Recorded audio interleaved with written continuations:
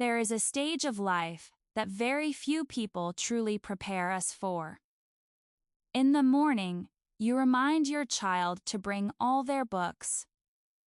You get to work, answer emails, and respond to colleagues.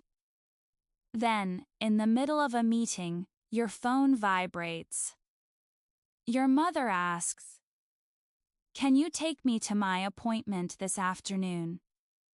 You look at your calendar. On one side, there is a meeting that is not over yet. On another, your child needs to be picked up. And then there is your mother's appointment. And in your mind, the questions begin lining up on their own. Who will pick up my child? Can I leave work early? How much medication does my mother still have? What are we eating for dinner tonight? Nothing dramatic has happened. And yet, you feel as if you are always running. There is actually a name for this stage of life. The sandwich generation. People who find themselves standing between two generations. On one side are children who still need them. On the other are parents who are beginning to need them more. But what exhausts a person is not only the number of tasks. It is also the feeling that you always have to be there for someone. Your child calls. Mom? Your parents call. Can you help? Work calls your name. Family calls your name.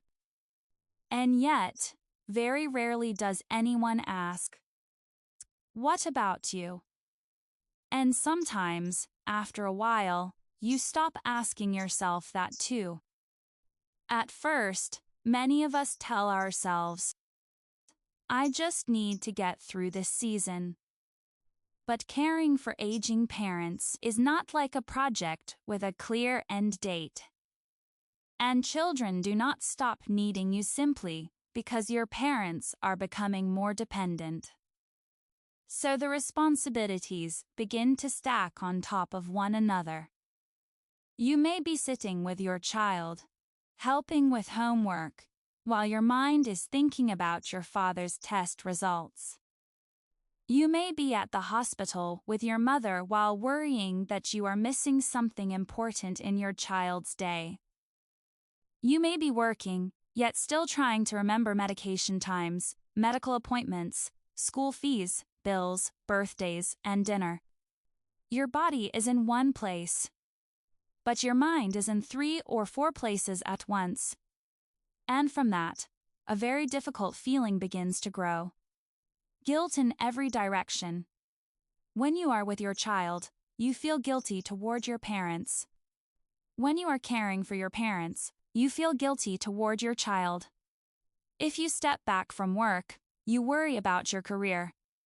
If you focus on work, you feel like you are not being a good daughter or a good mother.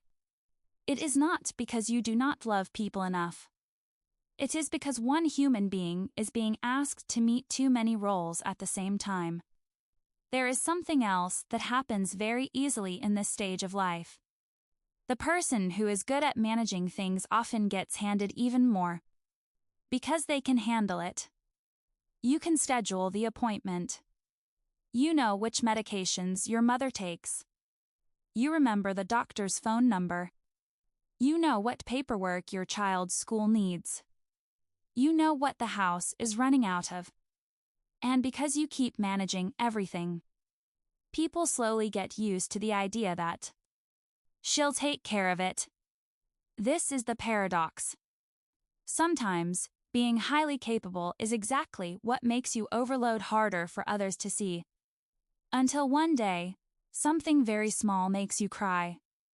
Not because that thing is so big, but because inside you, there is no longer much room left. So what can you do?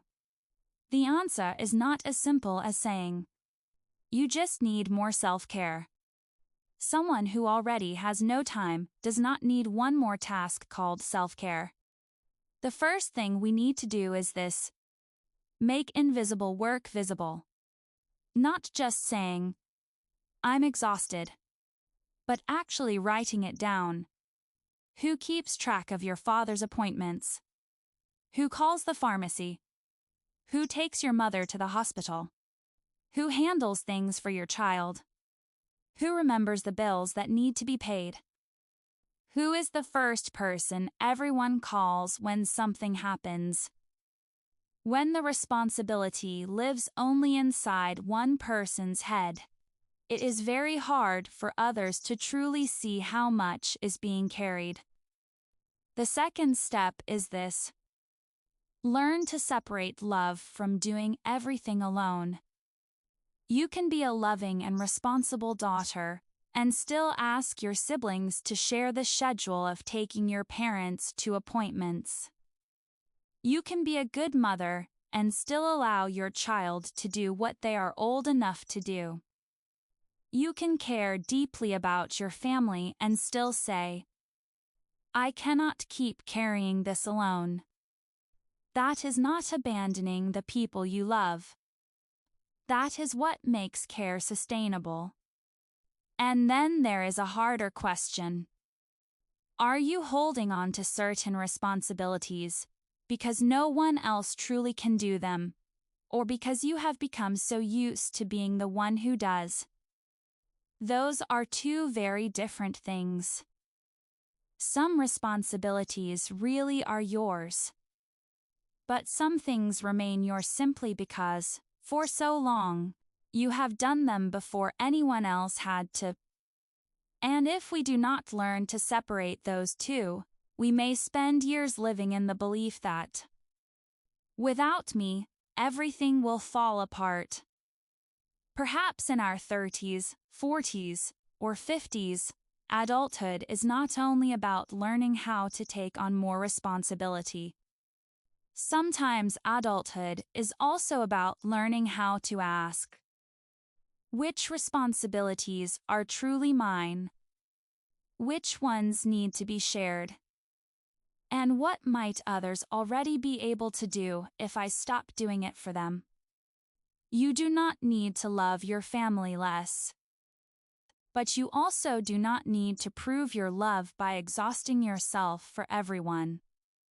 If today you are standing in the middle of children, parents, work, and family, then perhaps the question is no longer, how do I keep pushing myself a little more? But instead, what needs to change so I am no longer the only person holding everything together? Follow the channel for grounded psychology that helps you end.